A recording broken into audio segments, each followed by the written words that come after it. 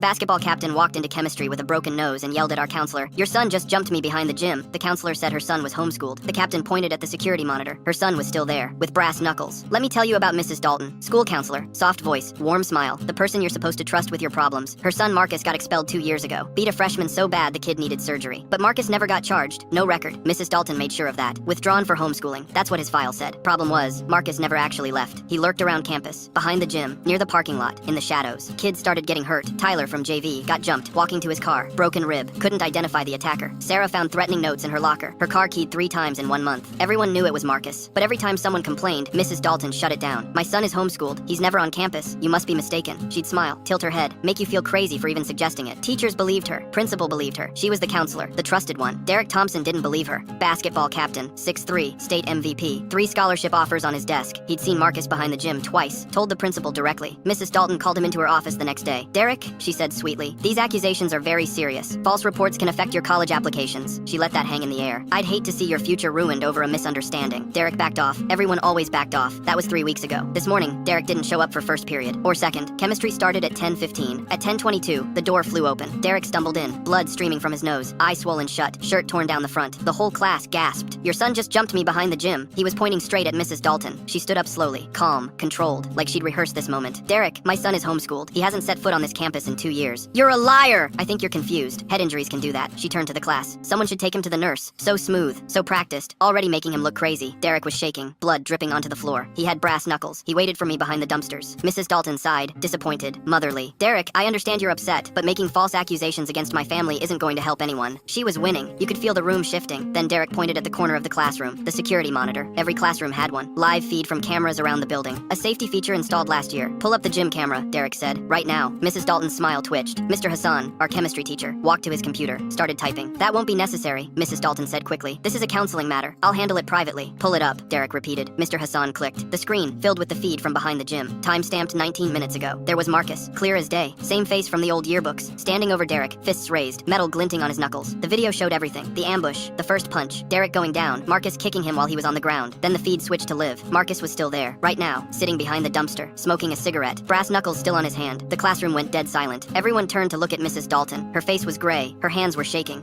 He wasn't supposed to. She caught herself, but it was too late. Mr. Hassan was already on the phone with 911. Assault with a deadly weapon. Suspect still on premises. Behind the gymnasium. Mrs. Dalton grabbed her purse, headed for the door. 2 students blocked her path. "You're not going anywhere," Derek said, blood still running down his face. "You covered for him for 2 years. You threatened everyone who tried to report him." "I was protecting my son. You were protecting a predator." Police arrived in 4 minutes. They found Marcus exactly where the camera showed him, brass knuckles in his pocket.